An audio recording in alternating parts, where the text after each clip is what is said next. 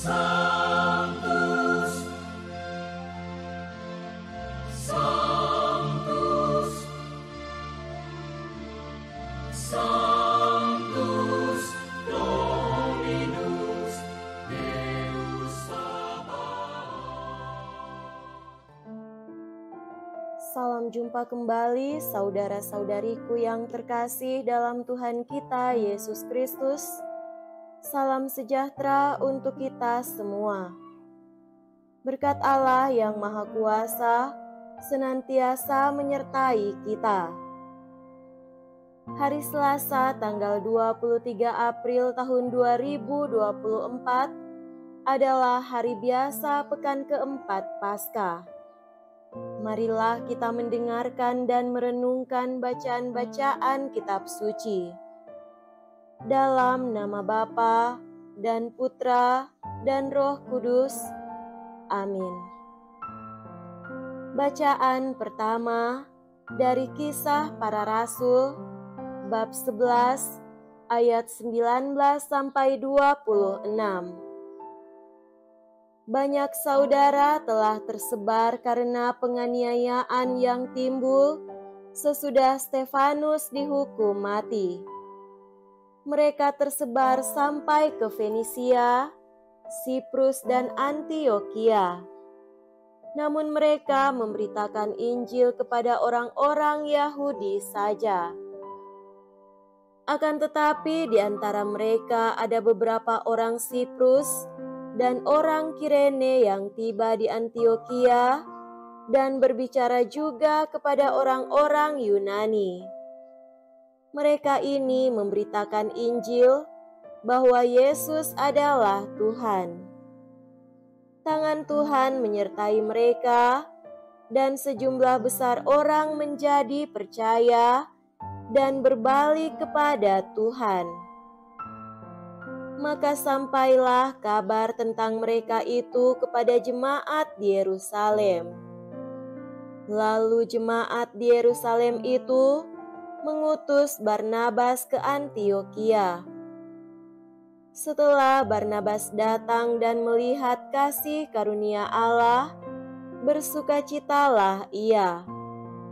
Ia menasihati mereka supaya mereka semua tetap setia kepada Tuhan. Karena Barnabas adalah orang baik, penuh dengan Roh Kudus dan iman, sejumlah orang dibawa kepada Tuhan.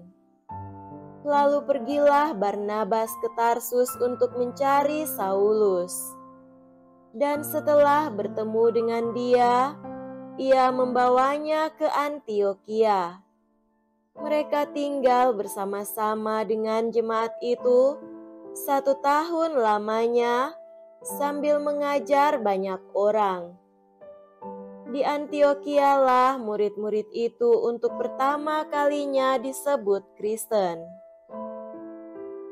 Demikianlah sabda Tuhan. Syukur kepada Allah.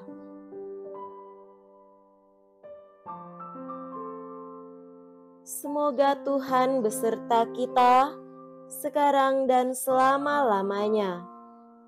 Inilah Injil suci menurut Yohanes. Dimuliakanlah Tuhan. Injil Yohanes bab 10 ayat 22 sampai 30. Pada hari raya pentahbisan Bait Allah di Yerusalem, ketika itu musim dingin, Yesus berjalan-jalan di Bait Allah di serambi Salomo. Dan orang-orang Yahudi mengelilingi dia dan berkata kepadanya, "Berapa lama lagi engkau membiarkan kami hidup dalam kebimbangan? Jikalau engkau Mesias, katakanlah terus terang kepada kami." Yesus menjawab mereka, "Aku telah mengatakannya kepada kamu, tetapi kamu tidak percaya. Pekerjaan-pekerjaan yang kulakukan dalam nama Bapa-Ku, itulah yang memberikan kesaksian tentang Aku, tetapi kamu tidak percaya karena kamu tidak termasuk domba-dombaku. Domba-dombaku mendengarkan suaraku, dan aku mengenal mereka, dan mereka mengikut aku. Aku memberikan hidup yang kekal kepada mereka, dan mereka pasti tidak akan binasa sampai selama-lamanya, dan seorang pun tidak akan merebut mereka dari tanganku. Bapakku yang memberikan mereka kepadaku lebih besar daripada siapapun, dan seorang pun tidak dapat merebut mereka dari tangan Bapa. Aku dan Bapa adalah satu. Demikianlah sabda Tuhan. Terpujilah Kristus.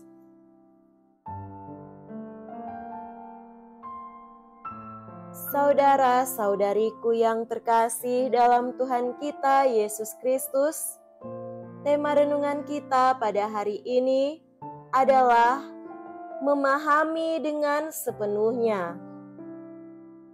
Pernah seorang teman mengenakan baju kaos dengan tulisan, "I don't need Google, my wife knows everything." Kalimat ini memang dimaksud untuk lucu-lucuan, tetapi bagi saya tersirat sebuah makna yang dalam. Mulai saja dengan pertanyaan, bagaimana seorang istri bisa tahu semuanya, bahkan melebihi Google? Seorang istri atau bahkan sejak masih menjadi seorang pacar, tentu secara naluriah akan mengenal, bahkan menyatu dengan semua hal tentang pasangannya. Dari kesukaan makanannya, kebiasaan buruk baiknya, nomor handphonenya, dan banyak lagi. Ada sebuah sensasi rasa yang khas pada mereka, bukan untuk sekedar tahu saja semuanya tentang pasangannya. Mereka lalu menjadi paham dan menghidupi semua yang dia ketahui. Tidak salah, memang jika seorang istri bisa melebihi Mbah Google. Tapi apa rahasianya? Bagi saya, seorang istri tidak hanya menggunakan otak dan pikirannya untuk mengenal, tetapi seluruh dirinya. Ia mengenal dengan rohnya, dengan kekuatan batinnya. Inilah yang barangkali menjadi kunci seorang istri dapat mengetahui segalanya, lebih peka terhadap suaminya, sehingga tulisan tadi bukan sekedar lucu-lucuan, tetapi memang demikian adanya. Saudara-saudariku terkasih, bacaan Injil hari ini memperdengarkan sebuah kisah tentang orang-orang yang mempertanyakan siapa sebenarnya Yesus, bahkan merasa Yesus membawa kebingungan dalam hidup mereka. Yesus kemudian memberikan sebuah uraian SPJ atau singkat, padat, dan jelas kepada mereka dengan satu kata kunci, "Aku dan Bapa adalah satu." Kalimat ini ibarat kata kunci yang kita tulis pada papan pencarian Google, yang kemudian memberikan atau menyajikan penjelasan utuh, tak terpisah, solid tentang Yesus atau ayat selanjutnya. Ia melakukan pekerjaan Bapa, domba-dombanya mengenal Dia, dan mereka tidak akan binasa atau mati karena mendapat hidup darinya. Semua ini tentu tidak bisa hanya dengan pikiran dan otak yang terbatas untuk dimengerti.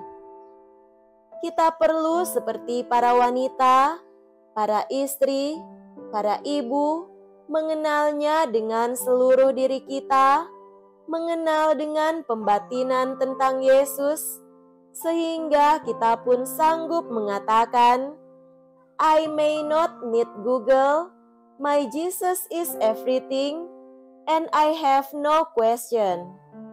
Period. Yang berarti, aku tidak terlalu memerlukan Google, Yesus segalanya bagiku, dan tak ada yang perlu ku pertanyakan. Titik. Semoga demikian. Amin. Dalam nama Bapa dan Putra dan Roh Kudus. Amin.